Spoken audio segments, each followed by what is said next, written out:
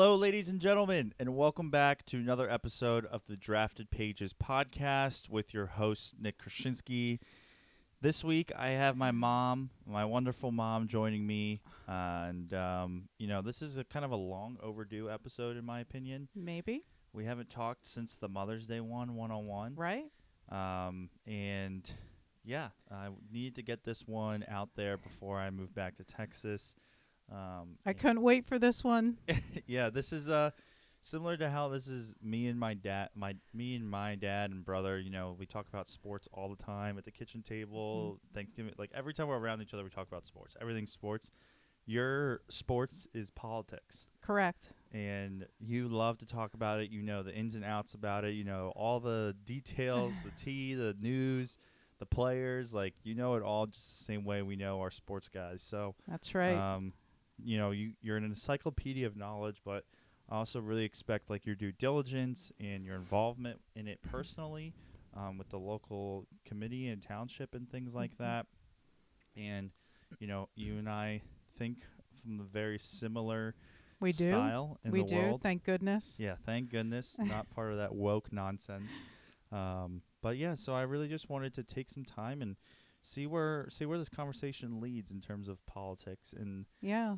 how we're gonna approach things. But I guess like the number one thing that's been on my mind a lot over like the past year, you could say, is just like the feeling of hopelessness.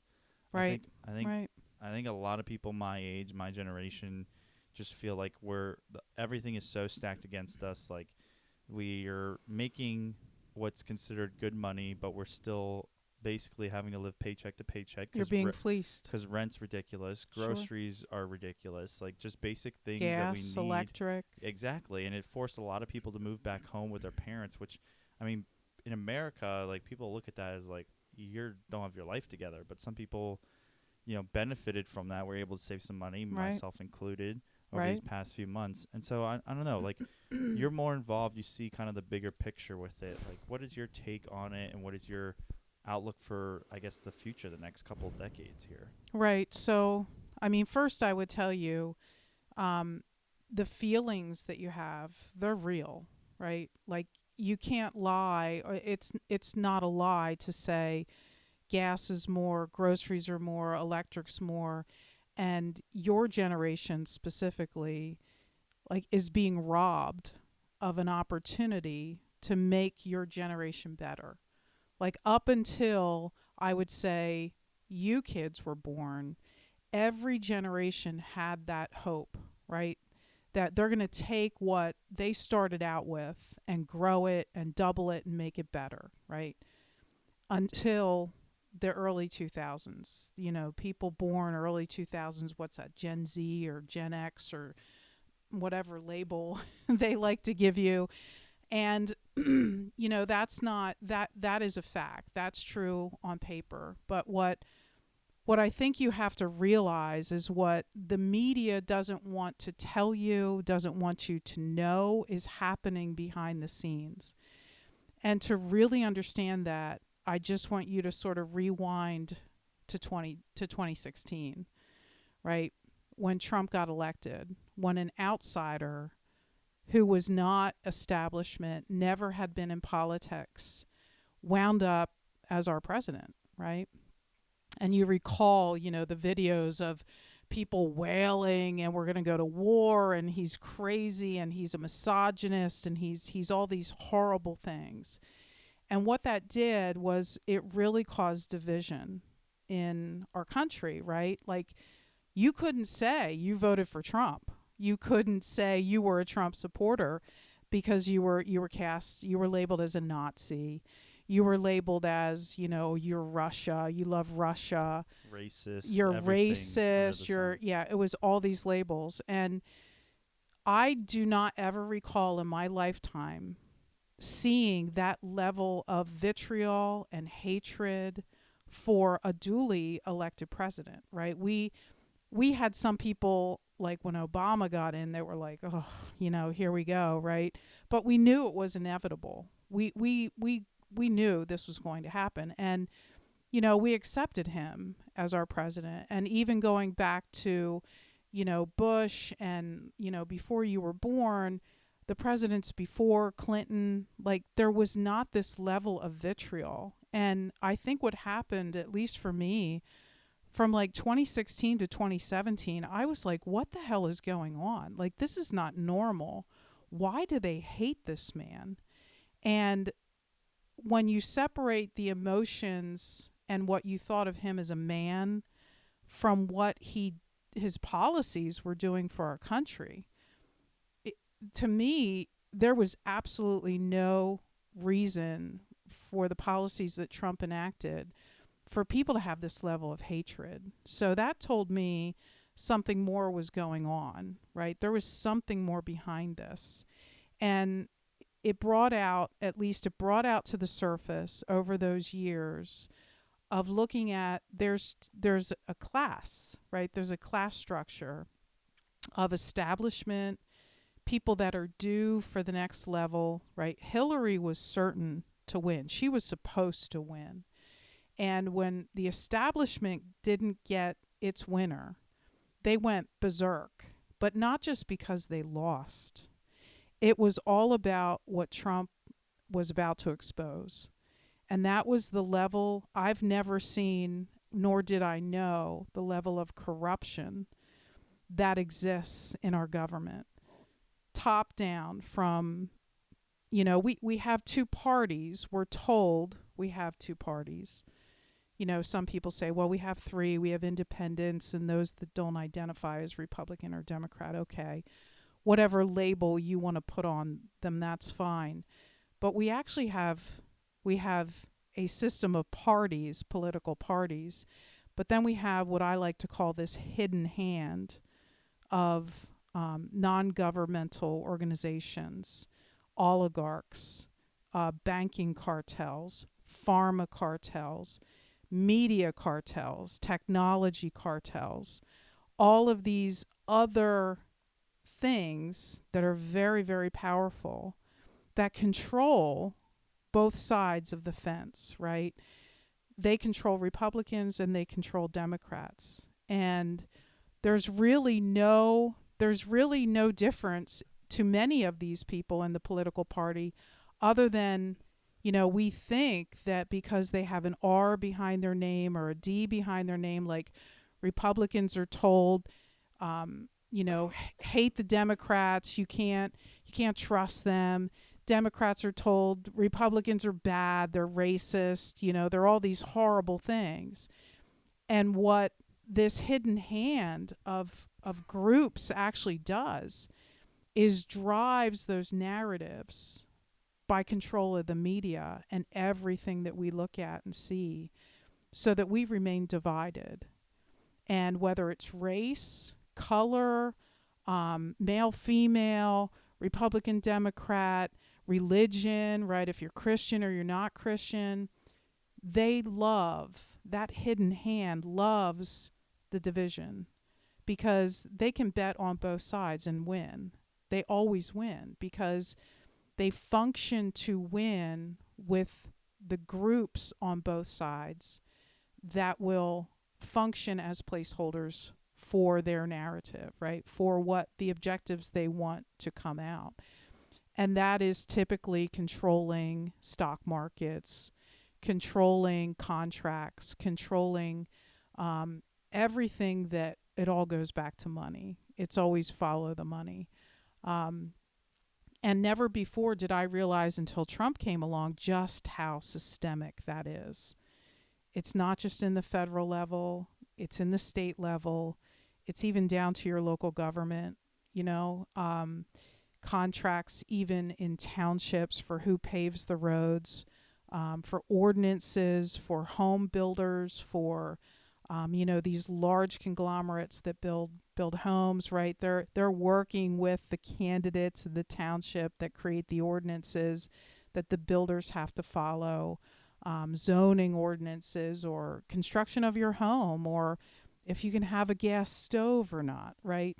I mean, it really is systemically bad. So getting back to your original question, when does it end?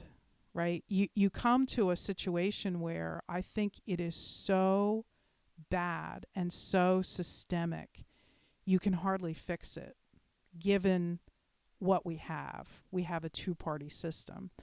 I mean, even in our state, as a independent, if you wanted to be an independent, like, the hell with both parties, I'm just going to be an independent. They don't even let you vote in the primary. So you never really have a voice to pick who's on the ticket in November. And a lot of people don't realize, like, we vote every 6 months. A lot of people Yep. don't know that. And I think it's inherent to, tell and teach your children that, yeah, there's an election every 6 months and they're all important. But what I think you're seeing immediately right now through everything that we've witnessed, right? Certainly during COVID, right? Like, that was unprecedented. Never had hit our country. But I do think the silver lining of it was it opened our eyes to a lot more corruption in areas we didn't see. And it made us recognize that there's a whole lot of people that have sold out every aspect of our country to other countries for their own gain, right? America was for sale, essentially. And you're seeing all of that come up to the surface for full exposure. And what I think you're beginning to see now is the cure is being applied.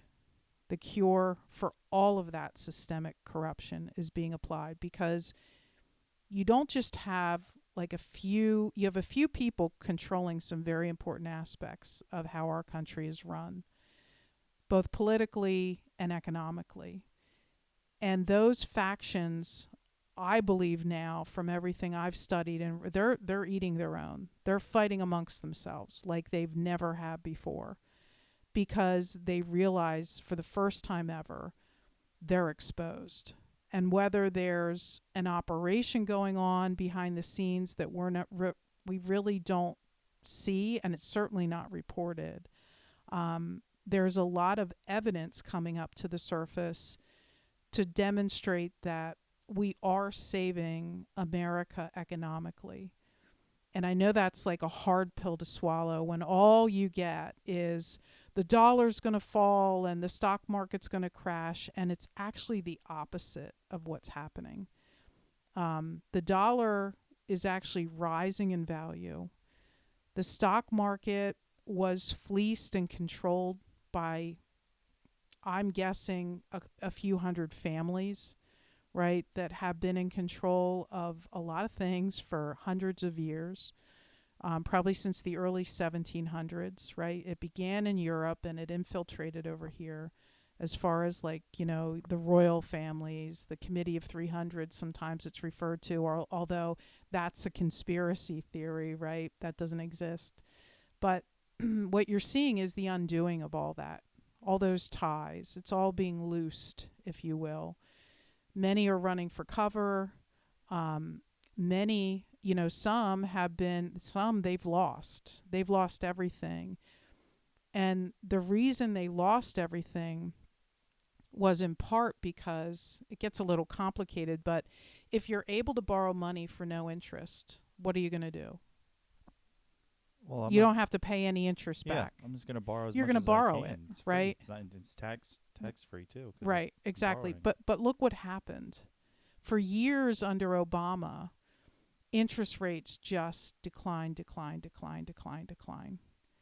You were earning nothing off of your money. It's another way they fleece you, by the way, right? People, like, I remember my great-grandparents, they were like, put your money in the bank, let it earn interest for you, buy a CD, that'll earn more interest than just your bank, but you can't touch it. And, they couldn't dream of, dealing in the stock market, right? That was for super rich people. But the idea was, if you saved, you'd have something for your future. And by that, it goes back to what we talked about before. You were going to take what you were given, right, and make it better for your kids. Well, when interest rates went to zero, and in some cases, even in Europe, they went negative. If you can imagine, like you put $1 in the bank, and 3 months later, you're going to get 80 cents back, right? If you can imagine. But that was a thing. And that all happened under Obama. And it was all by design, right? Because now you don't even have savings for your future that you can bank on. Your money's earning nothing. Um, so as a result of no interest, we had bad people that came in and borrowed a lot. They didn't have to pay interest back. They could convert it into a different currency internationally, and it would be worth more in the next currency. They were able to launder money this way, a lot of money like you can't even imagine. But what's happened over the last 2 years is we're feeling some pain. Interest rates are rising. But what has that flushed out? It's flushed out the ability of a lot of those people to come in and borrow the US dollar. And now, if they want to, they're going to have to pay interest. So they're not going to borrow it here. So as a result of the United States dollar not being so flushed and being everywhere, it's the market's retracted a little bit. People who want to borrow money, it has to be a legitimate, it has to be legitimate, and they have to pay interest on it. So they've kind of the hidden hand has kind of pulled away from the market, but that's a good thing. And when they're looking around, going, well, where else am I going to borrow? Right? You're not going to go to China. Their currency isn't worth anything. The euro's down. The Canadian dollar's down. The Australian dollar's down. The Japanese yen is down. Where are you going to go? You're not. It's like game over, right? You can't fleece and money launder. About the only thing that's left is crypto, right? We saw what happened with FTX.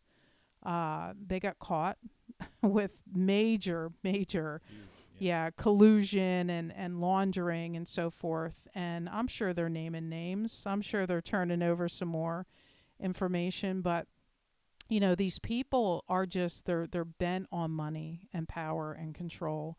And I think one door after another has been closed for them. The good news for us is it's short-term pain.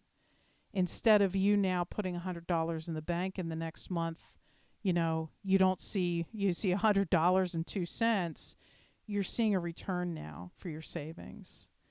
And that's the first step of fixing our economy in whole, is first of all, make it legitimate, right? Make it that you can earn something on your dollar, on your wages.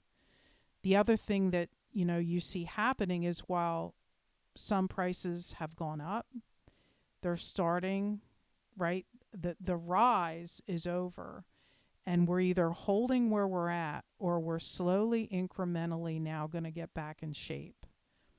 The difference is interest rates will probably still remain where they should be, which is right about somewhere between 5 and 6%.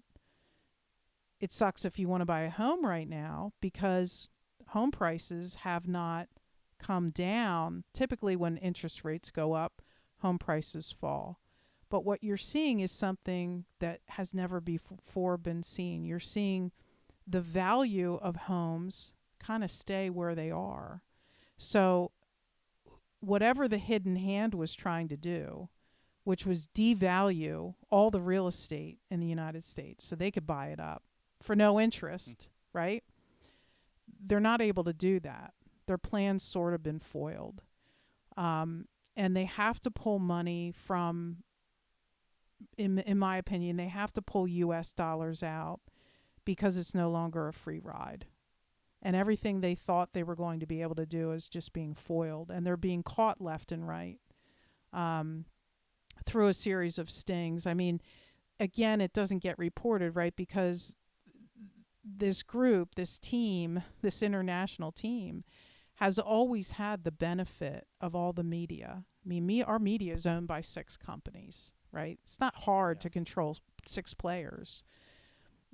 Am I right? No, you're right. They those 6 major companies, Disney, Fox, like whatever. I Yeah, forget all of them. exactly. Google, Turner, yeah, right. Google, yeah. They own everything. They control everything you watch, see, Exactly. consume. Yeah. Exactly. So let me ask you this. Do you believe what you see on TV?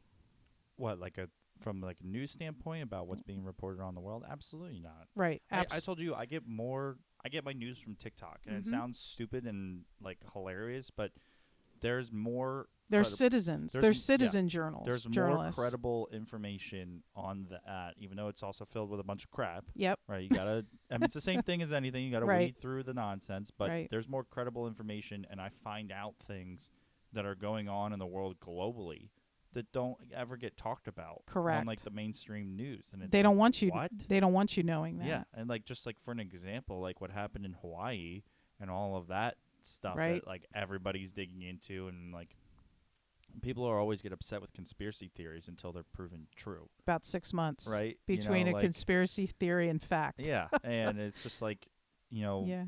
I don't believe in coincidences, and when you have something like a big event happen, and you Mhm. have something, you can start like adding up some pieces, or like Mhm. start asking some questions, and like some of it just doesn't make any sense, like the blue, everything that was blue like didn't burn, the rich people houses didn't burn, Right. these laser lights were going on, the Right. spy balloon, Yep. it's like okay, all this stuff adding up, it's like that's not a coincidence Mhm. anymore. Those are starting to tell a story. Correct. and Yep. and I've always said I think people are either too scared to like want to go down that road, like too scared to like think about like the government would never do this to me. I mean, you think all the way back to 9/11, like Yep. it's the same story. It's Yep. like you actually dig into it. There's so much information that just like Mhm. you put it into a box, and it's like, okay, these aren't just coincidences anymore. This is something worse. Right. And like, Now, I'll share one thing yeah, with you. Here's a fact. Your generation can't be BS'd. They can't be, because you've grown up with access to so much. everything at a touch of a button, we have access to anything we And want at any time in the world. correct. And so your generation can check 15 things quickly, right? And know, well, this is this and that's it. Your generation is too sharp, too quick-minded, and too in touch to allow the BS to linger. My generation takes us longer. And it's not because of our age, it's because we didn't grow up with the ability to, check all these things. Now, we're catching up, we're getting there, right? But it takes a lot of understanding of, what apps, what resources, we're a little slow on the uptake, but we're getting there. And I feel like we've just been, not that we've been lied to our whole life, but there's just been so many times like when we're growing up when like we're told something and it's just like that's just not true, and we Mhm. know it. And so it causes us to, anytime we hear something from like a main source or a big source about like what is true or what is supposed to be, it's like Mhm. we're not like, okay, yeah, like I believe it. It's Right. like, You well, question it's it. like, okay, I hope so, Well, but that's it's like it's the trust but verify. yeah. The old mob saying. So that yeah, but that's a double-edged sword. So you were really raised probably later in your teen years till now, probably for the past 10, 12 years, where there's a level of what we call cognitive dissonance, Mm. where you're told one thing, but either through your gut or from three other things showing you the exact opposite, something's not something does not jive, right? Something is not being truthful here. So I'll ask you this: do you think the news media, all media, do you think that lying is illegal? It should be for companies that are like publicly traded like Right. that. We That would make we would like to believe that the reports that we're seeing and hearing are true and accurate and represent reality, right? The fact of the matter is they do not. And legally they will not, and they can get away with it. And That's something that changed drastically.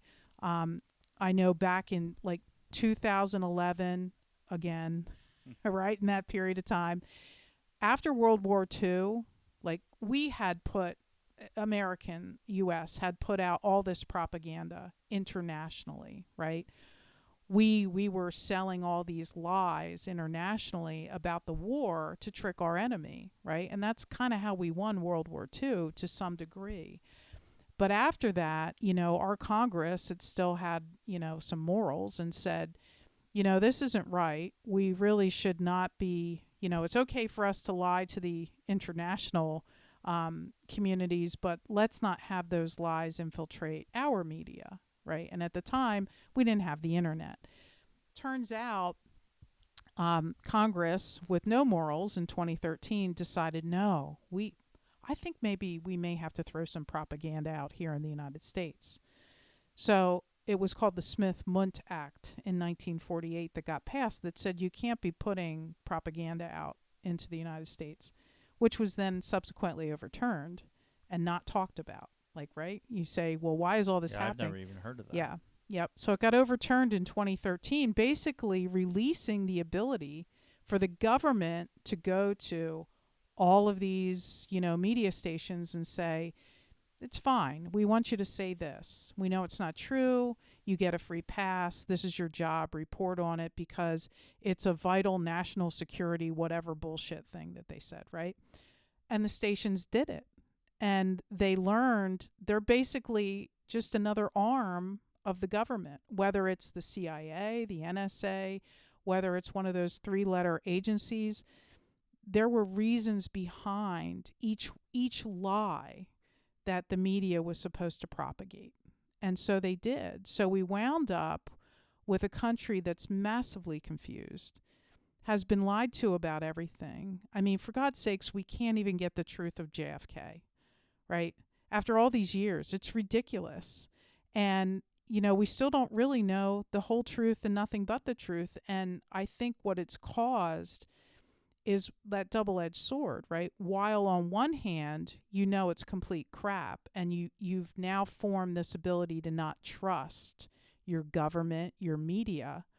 On the other hand, on the other side of it, what it's carved out are citizen journalists, your ability to cognitively think for yourself, not trust everything that your government wants you and is telling you. You better trust that this is the truth. So that's the beauty of it. What's emerging is the best thing ever. You will eventually have a media environment that's truthful because it's going to be handed to you by people who are honest, by people who are citizens, by people like you and I, right? Not some media complex that's worth billions and trillions of dollars that's being handed their 4 a.m. talking points every day to further confuse you and, cause the narrative and you to take the road that they want you to take. Those days are over.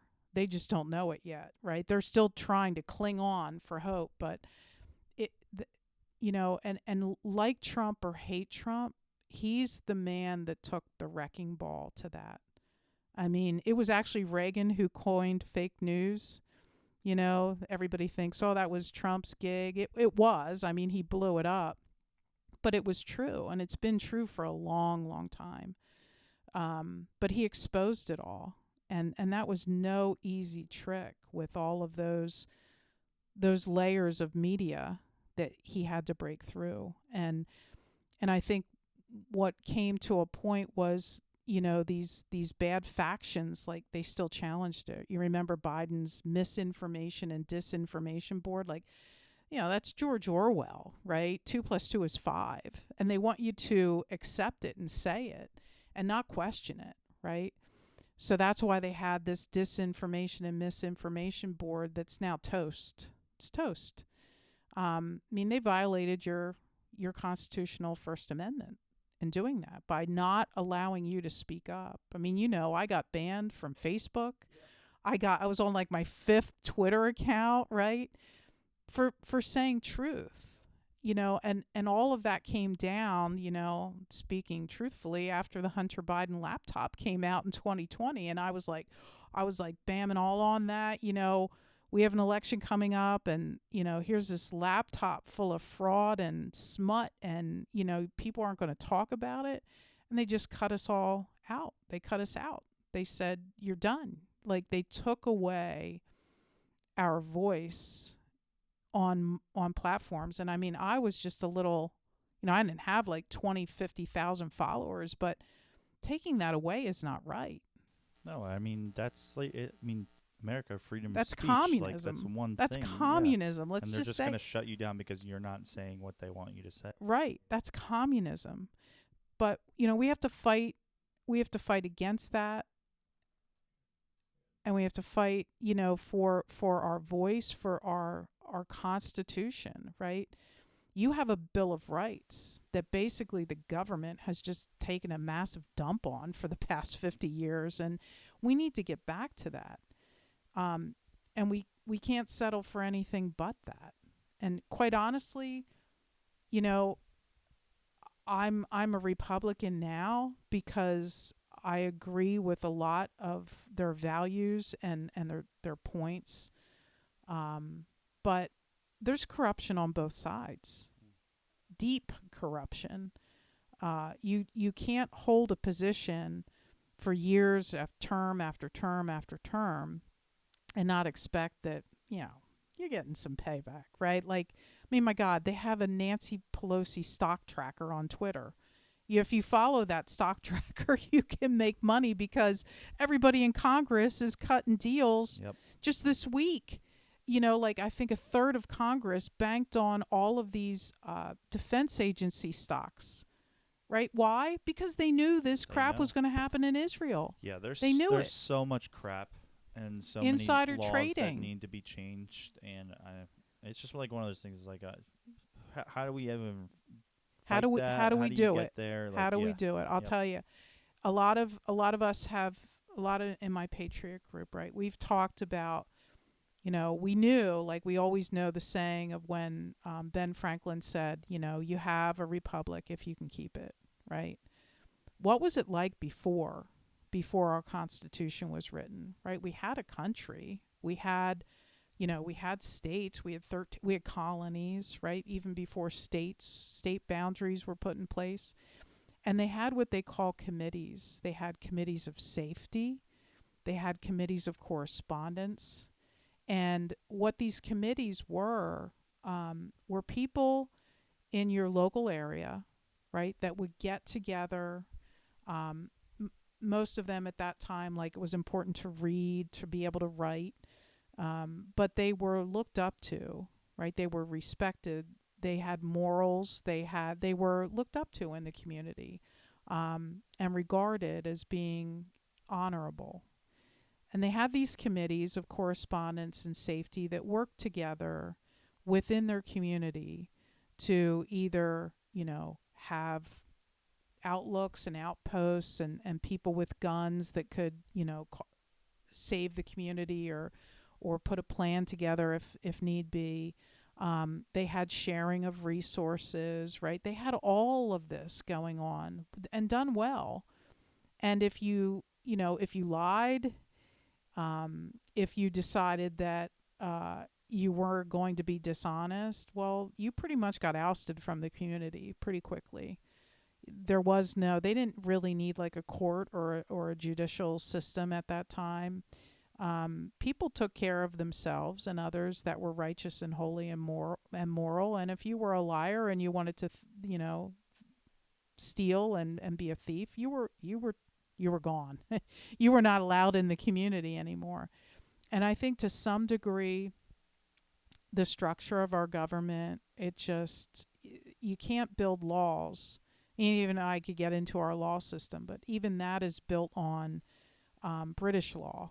It's not built on our law, right? It's this law that says, well, we're going to go use precedent. So if there's a judgment that's made that's wrong, right? We know it's wrong, but it's a judgment that was made. It provides precedent for 10 more bad judgments to be made. I mean, you can't you know you can't build on a house of sand. You have to go back and clear it and destroy it. And I think that's what you're seeing over the course of these past 2.5 years. You're seeing the old system, the ways being exposed and being destroyed, and making ground for something wonderful and new and functionable that is hopefully to some degree impenetrable from corruption. And I'm not saying it's going to be like a utopia, right? But we all fell asleep at the wheel. We all knew to some degree you couldn't be a functioning adult and think, "Oh yeah, our government's completely honest." I mean, we would all see things happen, or occasionally it would be reported, and you knew, right? You knew, but you thought, well, at least like 90. This is just a few people, right? It's no. It turns out it's like 90% of them that are all corrupt, right? So we do need something new, but I truly think that the reason it feels so hopeless now is because all you see around you are lies and destruction. But it won't go on that way forever. It can't, right? Because I think God will always have his way. Mm.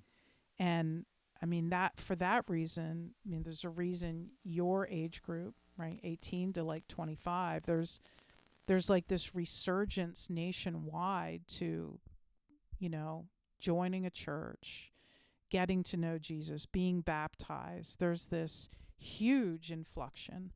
And that's because I think when you get down to the end of the day, what can you honestly put your hope in? Jesus. That's the root. And if we connect back to the root, we can only build good things through that root, right? We are the vine, and the branches of that. And I think that's actually what we're seeing created. So while everything looks really gloomy, right, there's still some grafting that's going on and new seeds being planted that you haven't seen have the space yet to grow up in. But they're there. They're there. And I'm telling you, like, you are probably going to see a revolution of wonderful change over the next 5 to 10 years. It's not going to be easy. But thank God we're not going to have to deal with the crap that we've dealt with for the past 10 to 20 years.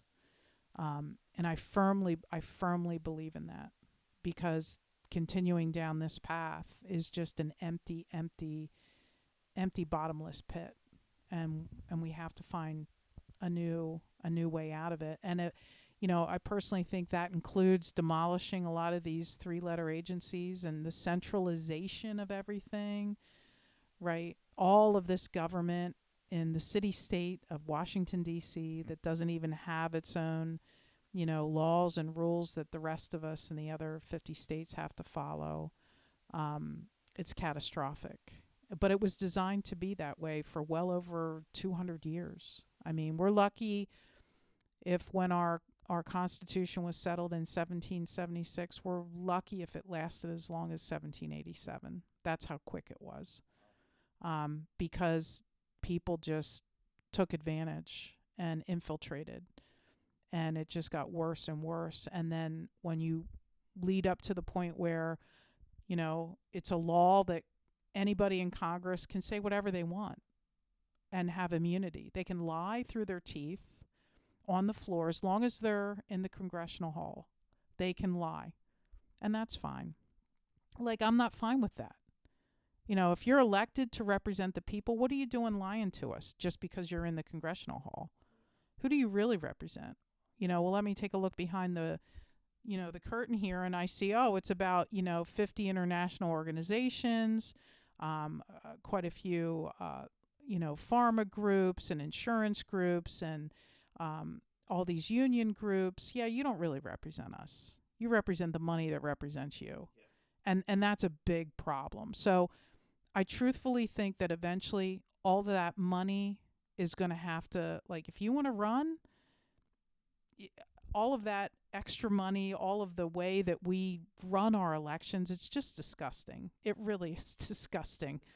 And to talk about, like, a simple fact of like running for school board, right? The most lowest rung on the ladder you can get in local elections, costing you $5,000 to $20,000. Like, who has that, right? But if you find an organization that's progressive enough, they'll fund you. Yep. And that to me is just absolutely, it's asking for corruption.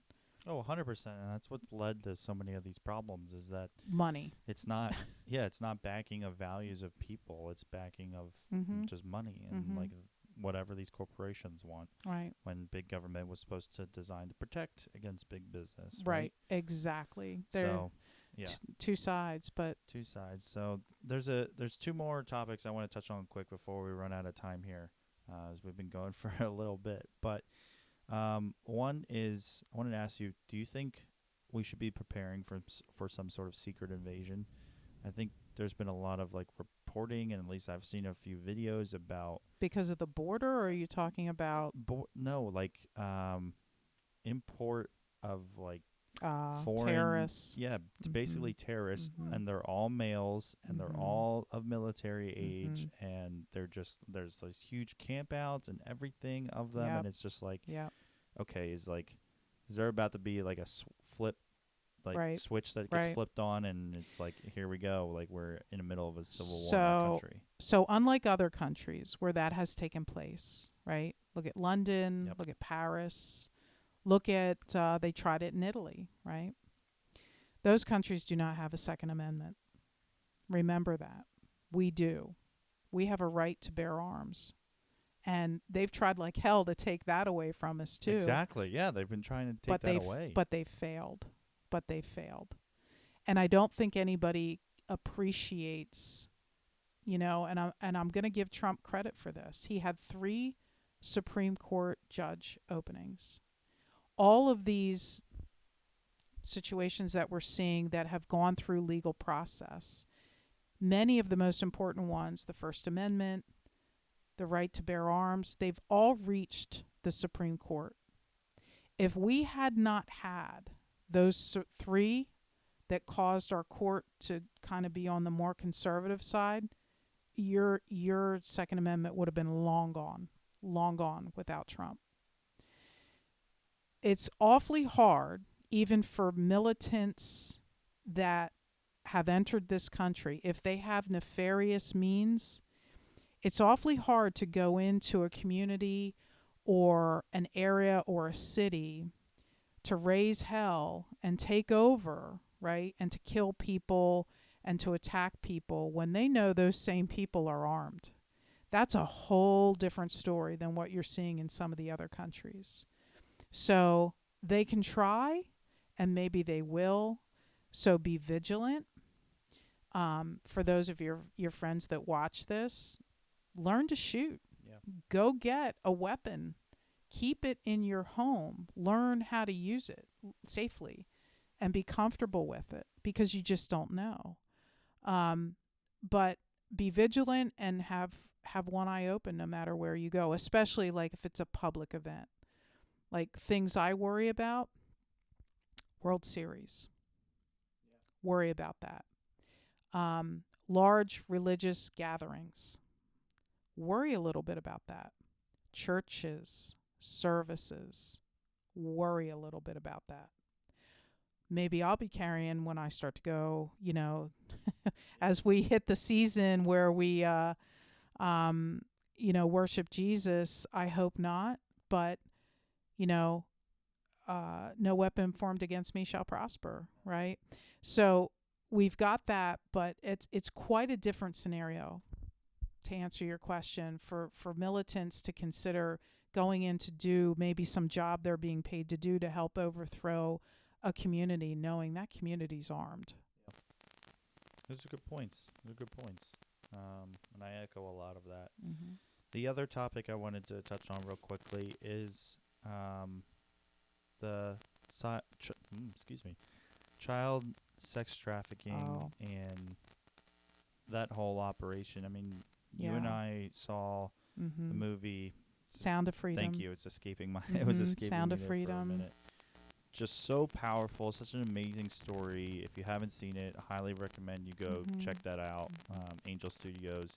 They also did The Chosen, which is that popular TV series about Jesus. And they have another one and they coming have out. More. Yeah, I mean, there's just quality content that's going to put, a lot of things in perspective. But, I mean, just reflecting on that film and the story behind it, and, again, the corruption that is not even just in a country on a big level. It's so deep and it's so international. And if you just like child sex trafficking is such a terrible thing, and like makes your skin crawl thinking about all of it.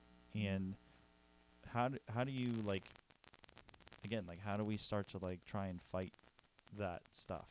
Because the corruption just goes so deep. It feels like there's nothing, for someone like myself. Like, there's nothing for us to do. I mean, the best we can do is donate to these causes and hope for the best. And but be like, careful, right? Like, how do you begin to fight against this? How do you begin to education, start to uncover these truths and like make it better, make it a better world? Number one, education. Parents are not informed. Parents do not pay attention to what their children are doing online. Parents think that as long as they've forbidden an app to be installed on the phone, the child doesn't have the app on the phone. Kids got the app on the phone. Kids know how to hide the apps, right? Your kid shouldn't have a phone, right? You got enough monitoring maybe when they're on the computer. They shouldn't have a phone. And you know how I feel on this topic. Get them a flip phone. They can call and they can text. They don't need to have the internet in their hands. It's a computer. It's not even the internet. It's a computer. Yeah. And even the chat messages, like the chat apps, parents need to be informed. And the best way to do that is there's all kinds of resources on Angel Studios, number one. Number two, there's predator poachers, right? There's now a birth of all of these citizen journalists that are purposely setting up, and like it or not, but they are tracking online child predators that are going after your kids online. And it is so vile, but they're so good at it. And if your child is spending a lot of time online, I think you have to know the signs. I think the key for parents is knowing the signs and educating themselves. And there is just like there's a world of resources on the internet that are bad, there's a world of resources that are good. And they just have to look. Like the Kick app, and there's so many resources for parents to help themselves. Get your kids away from their phones and get them and know, so that's one thing, the online business of it. Number two, be very, very vigilant as a parent. You leave your kids with coaches, you leave them with teachers, and it blew my mind to find out a lot of these online pedophiles are pretty prominent people in the, where kids are going to be present. Yeah. Yep. And think about it. I mean, where else are you going to go if you have that sick, disgusting, habit other than where children are? It's horrible. It can almost make you feel like, well, I'm just going to raise a bubble family. I mean, that's if I were starting out now with young children, I would be like, we're homeschooling, we're never leaving the house, and we're only going to be friends with other homeschool children. And I'm literally going to build a bubble because the world is that evil and bad right now. See, I guess that's my question there is like, it is so bad and so evil, but I almost would push against that because I think when the time is right, I think living in a bubble is just like, it's creating more problems that the families that do that or the people that put themselves in that bubble. It's the same thing with people that are afraid of COVID and don't leave their house. It's like, you're not living, you're letting the fear of something bad happening control your life. Right. I'm not saying, I think it comes back to the education point that you were talking about. I'm not saying live in the bubble and don't talk about it, but live in the bubble and, learn about it and teach your children about it before you start to let them outside of the bubble for a little bit at a time. and you have to do it in such a way that they're not terrified, right? That every person they meet is going to, but arm them with information and get them to church, get them to understand that there is a God, a Savior, and get them to understand that they have rights, right, when it comes to their body, and when it comes to, and that no matter what, like 90% of the time, the kids that become victims don't say a word to their parents because they feel they are going to get in trouble. Mm. And I think at the right age, at the right time, you can explain to your child, look, it may feel this bad and look this bad to you, and I don't care what anybody tells you, like don't tell your parents because they're going to get hurt, or they're not going to believe you, or they will blame you. And I think your child has to hear over and over again, there is nothing so bad that they could ever come to you with that you would not completely sit down, listen. There's nothing so bad that they couldn't come and tell you. That just absolutely doesn't exist. Yeah. But parents have to learn to parent. Yeah, I mean, I feel like that's a whole Parents nother have to learn to conversation. parent. Yep, Yeah. about the problems in that and society and everything. But I mean, we are getting a little late on time here. Mhm. I know you brought some notes on some No, I things. touched base with most of it, I right? just was gonna give you the floor real quick if there Yeah. was like 3 minutes or so of anything you wanted to touch Yeah, on. so of course, Trump 2020-2024. Of course. There is no one else. The all others are, they've got baggage. We need Trump because, I don't want to get into much about it, but he's the first president, honestly, since JFK that has represented the people, and we saw what they did to JFK. Yeah. I mean, this is our chance, and don't misunderstand. You can do your own research, but Trump was a confidential informant for years for our FBI when they were good guys, and I still think there's a lot of good guys that are working very covertly, because this is infiltration to take this country down. This is not some enemy abroad or people at our border or people on our shores. This is everywhere in our country. And I think very surgically it's being removed, very carefully. But it's got to be him, because everybody else comes with strings. And there's a reason that they have indicted this man. I think he's got over, like, he's been indicted 5 times. Like, they are trying to tie him up to no end. So put aside whatever you feel about him as a person. Look at his policies and believe that he's going to deliver, because if we don't get him in as president, and God, I hope we don't even have to wait until January of 2025, that's when I will start losing hope. But there has to be a plan that's formulated, and I think there is one. I think we just need to have that threshold crossed. Yeah, I mean, I'm with you. Mm-hmm. Back in Trump all the way. He was the first president I ever voted for when I was of age, and yeah, You remember that I night. I remember that night. I mean, I was actually in the DR when the results were counted, because I was at IMG that year. Yep.